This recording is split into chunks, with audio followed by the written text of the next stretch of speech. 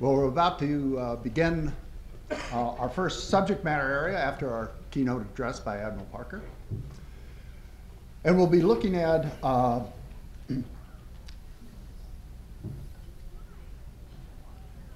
the Arctic region. It's an area of great interest to us right now because it's changing, and there will be major changes in operations for the Coast Guard, but there are major economic impacts, and there are major implications for risk, and that's what we do, risk and economics.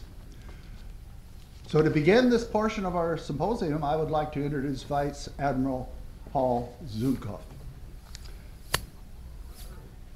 He assumed the duties of commander of the Coast Guard Pacific area, so he controls the other half of the world, in April of 2012, where he's the operational commander for all U.S. Coast Guard missions within the half of the world that ranges from the Rocky Mountains waters to the eastern coast of Africa.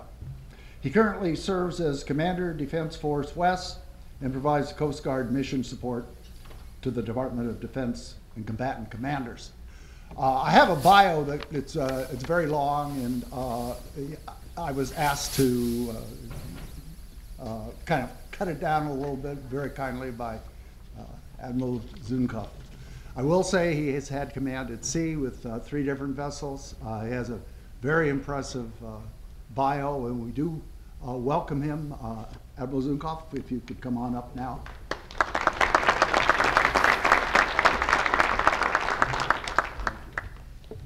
Well, thanks, Steve, and good morning, everybody. And it is, I'll just follow with Admiral Parker. It's great to see a lot of familiar faces, including those that are not wearing blue today. You've heard that Admiral Parker and I, we share, respective halves of the globe, but we do so in a very collegial fashion, which may be a little bit unique to some of those who come from the COCOM community, because we don't have the capacity to deal with all threats on a global scale. So whether the threat is Sandy, or if the threat is tsunami debris, or the threat is the Arctic, or the threat is a man-made one, we will surge forces, regardless if those forces are under his auspices or mine, to respond to what the nation's greatest needs are. So again, it's a little bit different than from when I was a lieutenant and a lieutenant commander. And so this is really the direction where we need to go as a Coast Guard, and not only as a service, but also with our other partners as well at the federal, state, local, tribal levels as well, which leads us to where we're going to go today is on this segment of the presentation is on the Arctic. Okay. Well, I have to start with the obligatory, my part of the world, and what it consists of. Is 95% of our trade is in, obviously as you heard, is in the maritime domain. 9 of the top 15 ports are in the Pacific domain. Here in the port of LA Long Beach, 5 million jobs, $1 billion of GDP a day is generated in the LA Long Beach port complex. And most people are not aware that those are actually 2 ports, the number 1, number 2 container ports in the United States. We don't normally think about fish, but I look at fish from an economic security standpoint. $140 billion in revenue is generated in the Pacific. And many of these are in the Pacific Island nations, to whom we owe their sovereignty under the compact. They're freely associated states. And as fish goes, so goes their economy, and so goes regional stability. So I look at fish really from a regional stability standpoint. And then do these become safe havens for transnational crime and other nefarious activity. You heard, 75 metric tons of cocaine seized. Unfortunately, there's nearly 900 that's coming out of the source zone. As a service, the Coast Guard interdicts over 4 times the volume of cocaine than over 1 million law enforcement officers in the United States. So that's a pretty good return on investment. But I'm not looking at volume as much as I'm looking at the second order effects of drug trafficking. And when you look at Honduras, right now we're looking at about 90 homicides per 100,000 citizens, and that number is trending up. And if you really start drilling down in some of these communities, it is literally off the scale. And so again, it comes back to an issue of regional stability, and oftentimes our national drug control strategy is written in volumes of drugs, but we're really missing the point on second order effects, and it really is the violent crime in Puerto Rico is climbing up and about to match Honduras as well. And within certain communities there, it's even worse. We're seeing a lot of marijuana come up this coast as well, and people say, well, hey, it's California, what's the big deal? The Sinaloa cartel, 60% of their revenue, their operating base is generated by marijuana cultivation and then distribution. They own it cradle to grave, unlike the coca that is grown. Right now, most of it's now shifted from Colombia now to Peru. So again, it's an elusive target.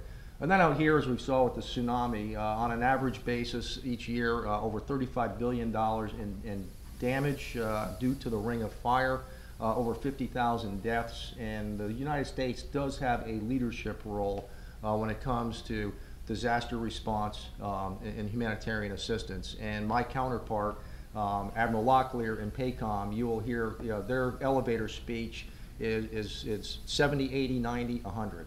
70% of the world is water, 80% of the people live in the littoral domains, 90% or more of our commerce moves by sea, and the Navy is 100% forward deployed, which is true. So on a given day, the Navy is on the far reaches on the western end of the Pacific, and then who's left on the east side? There's not a lot of activity over there, and it's usually left to us for maritime homeland security to be there and to be present.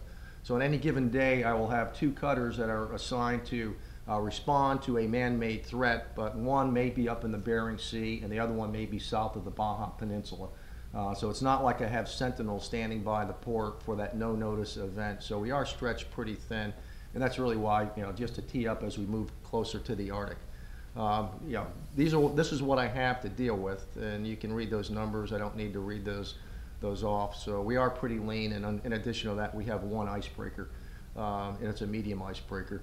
I really want to draw your attention, though, to the authorities, and this really gets to our capability. In the 44 counter-drug bilateral agreements, the 11 proliferation security initiatives, and these are really with flag states of convenience.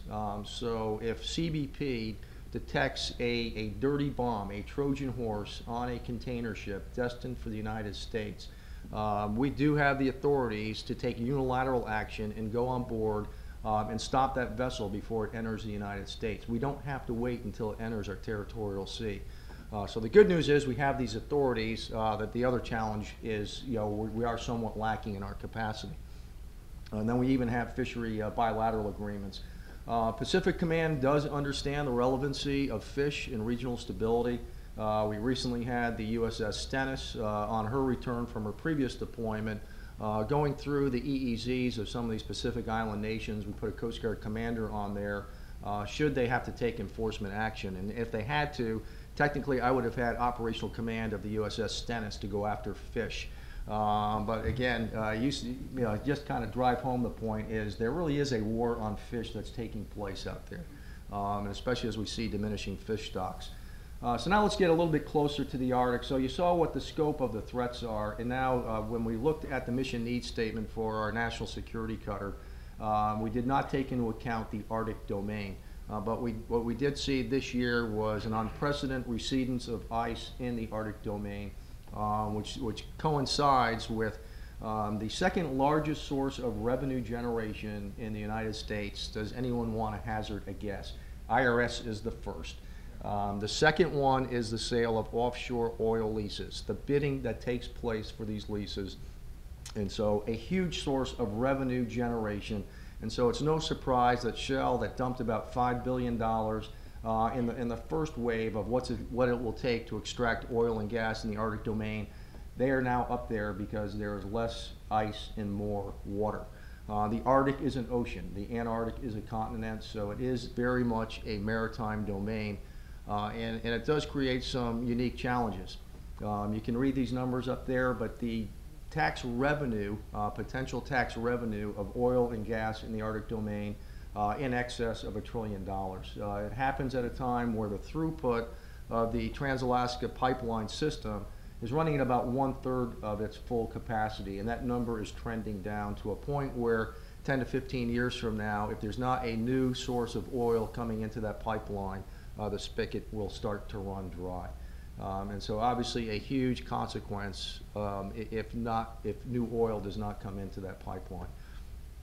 It'll take some time to do so, minimum of 10 years from drilling to bringing that in production, and then bisecting the existing pipeline infrastructure. We're also seeing an increase in human activity. This is the World. It's an international cruise ship. It's actually a floating condo. We had about 450 people that ran the Northwest Passage, which is a little bit of a rocky minefield. There are still some uncharted pinnacles up there, and they went up there really unescorted. By that I mean, if there was if you had the Titanic, there was not the Carpathia there to come to their assistance if something should happen. I happen to be a member of the Arctic Council that signed the binding search and rescue agreement with the 8 Arctic nations, and it's a great piece of paper, but unfortunately that there are no forward deployed resources in the event we have this type of human activity, and we are seeing continuing growth, everything from ecotourism. We had people in kayaks trying to kayak, and just a lot of crazy activity. But with the expectation that if something goes awry, the Coast Guard will come to their assistance. One of the issues that I struggle with is, of the 8 Arctic nations, we are the only Arctic nation that does not have a national strategy for the Arctic. We have NSPD 66 that was released under President Bush's administration that provides a menu of activities, of things that need to be addressed. It doesn't provide a funding mechanism, but what we currently lack is that strategic umbrella. The Coast Guard has taken upon itself. We've chartered a number of studies. Our most recent was a high latitude study. And every time we do one of these studies, we make sure we do it with an independent party so it doesn't come across as self-serving and the Coast Guard just wants to recapitalize its ice-breaking capacity. Clearly, we need to do that, and I'll bring it to actually this slide. I think is probably one of the more compelling ones. I was in Shanghai 5 weeks ago with our Deputy Secretary, and I met with the Polar Ice Exploration Committee in Shanghai. They're taking delivery of now their 2nd icebreaker. When they were, this past year, they were doing exploration in what we would consider our extended continental shelf, looking at mineral rights, and China very much wants to be an Arctic nation. They went from there, and then they went to Iceland. And then I was at an Arctic summit in Anchorage in September, where the president of Iceland addressed a crowd like this in a slide very similar, and says the United States is in a stern chase with China. You need a strategic wake-up call. We had met senior members of State Department. We had me, Treadwell, there, the Lieutenant Governor of Alaska. And so now we're being preached to by the President of Iceland of wake up in the Arctic, because you are the last nation to do so. So I just thought that was somewhat of a compelling slide in terms of what our capacity is in the event of a contingency in the Arctic domain. And as we talk about risk, which is really what I'm here to listen to, obviously we have operational risk, but the real risk that I'm looking at is the zero tolerance for failure. And I'll say this from my perspective as the Federal On-Scene Coordinator during the Deepwater Horizon oil spill. A number of you are here that were down in the bayous during that spill. We had 47,000 responders. We had over 6,500 vessels, 120 aircraft. In the Arctic domain, you could maybe put 200 people up there. 250, and there's no room left in Barrow, Alaska. So there are huge challenges. But what happens if there is a spill there? What is the political risk versus the tension between economic security and environmental stewardship? And the Coast Guard finds itself as the broker, as we work with private sector, as we work with the environmentalists, as we look at tribal concerns. This is the most pristine environment anywhere on the face of the earth, and it creates a very unique planning opportunity. If we don't get the planning piece right here in the Arctic, I would argue we can't get it right anywhere. DoD recently realigned its UCP, its Unified Command Plan, and now my counterpart for the Arctic in DoD is General Jacoby in Northern Command. So even though Admiral Parker owns that unique principal planning agent relationship with NORTHCOM on Homeland Security, the Arctic for DoD is starting to open up some bandwidth today. So much so that on Friday, I'll actually have to leave here early tomorrow to join George Schultz, Gary Roughhead, me, Treadwell, at the Hoover Institute, not to diss USC, but I'll be at Stanford University on Friday, so I will definitely be a scholar by the end of this week.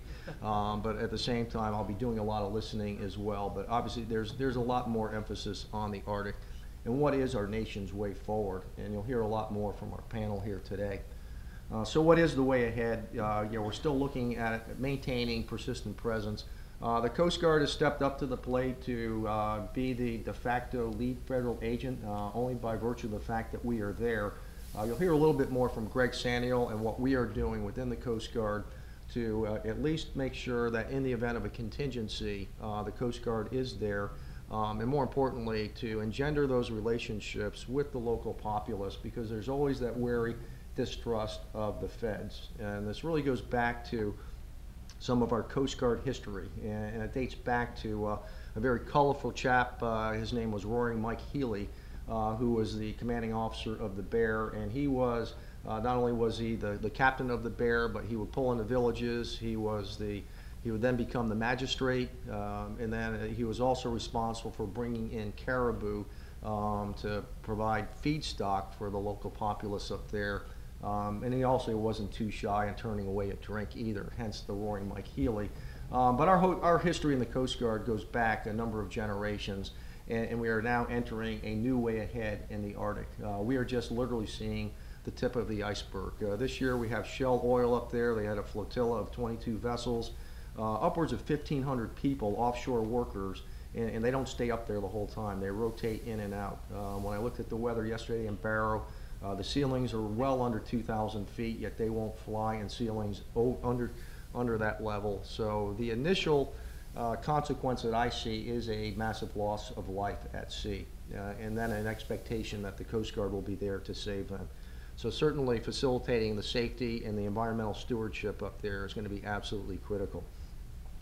Another key piece is we're seeing, as the water, and it is warming, a lot of copepods. And so, well, what's a copepod?